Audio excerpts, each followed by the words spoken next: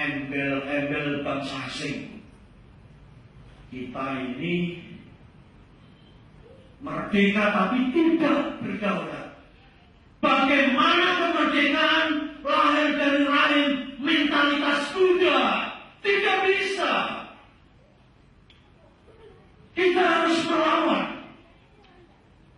Melawan adalah kehormatan. Tidak ada pilihan lain. Hanya ada satu kata tersisa hari ini, bahkan jauh hari kemarin, yaitu melawan. Partai Rakyat didirikan dulu untuk melawan penindasan yang dilakukan asing terhadap kita, terhadap bangsa ini, melawan kesewenang-wenangan yang dilakukan bangsa asing terhadap bangsa kita. Saudara, Soekarno dipecat MPRS 97. Saat itu Pak Karno hanya menjual kedaulatan negeri ini di bawah 5%. Soeharto naik 67. Undang-Undang Nomor 1 tentang penanaman modal asing tahun 67 diberlakukan. Rezim Orde Baru selama 32 tahun menjual kedaulatan negeri ini sebesar 49%.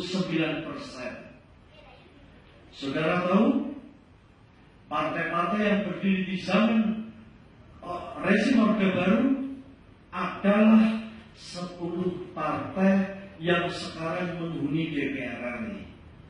Saya menyebut mereka ini partai status quo.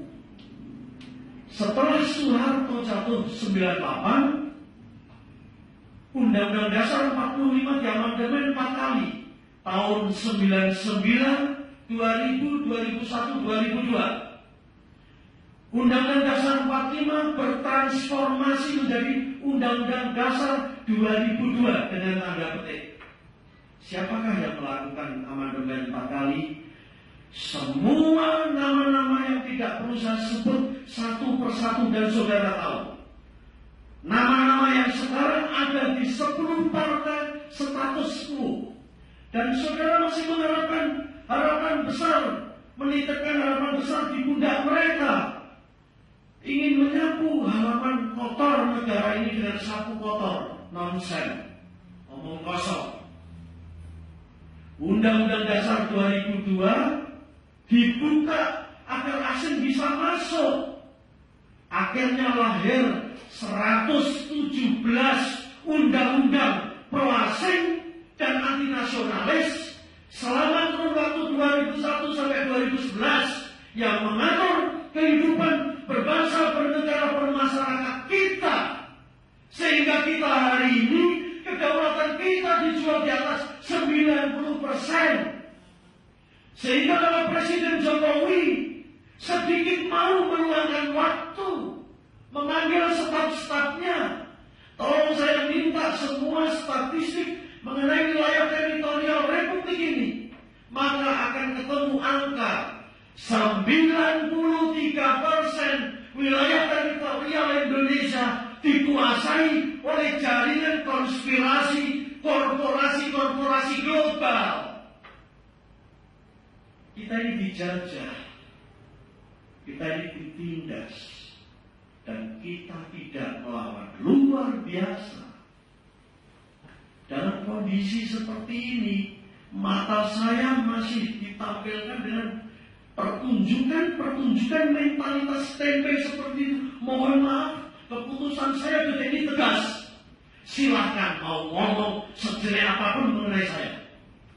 Jangan sekali-kali kalian masuk rumah besar partai ini kalau kalian tidak siap menjadi pejuang politik. Yang dipertaruhkan bukan hari ini, bukan masa depan kita saja, masa depan anak cucu kita kelak. Siapa yang akan melunasi 4.300 triliun? Freeport, statistik Freeport, bisnis review tahun 2010, Freeport untung 4.000 triliun hanya 1 tahun 2010. Coba. Freeport. Itu belum blok migas kita yang 170 blok. Dari Freeport saja untung 1 tahun 4.000 triliun. Kita kesulitan menutupi utang kita 4.300 triliun hari ini.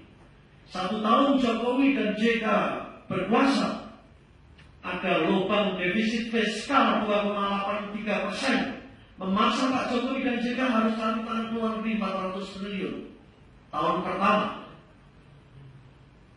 Ketika dilantik, dia harus mewarisi defisit fiskal peninggalannya Pak SBY 2,3%.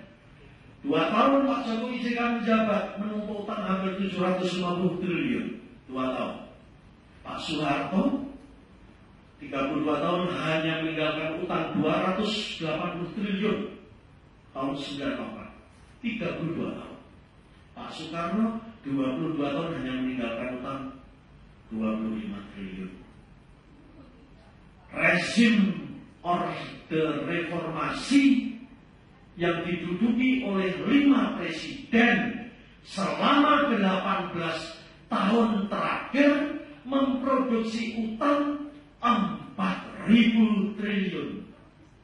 Prestasi yang luar biasa.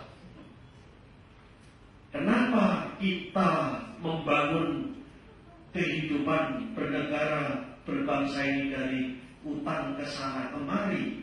Karena jalan yang kita pilih keliru. Reformasi itu keliru, itu jalan sesat. Reformasi itu pernah diucapkan oleh Soekarno tahun 61. Lawan paling berbahaya Indonesia, masa depan Indonesia adalah 2. 1 reformasi, 2 pasang setrum. Ini reformasi kita tempuh 98. Reformasi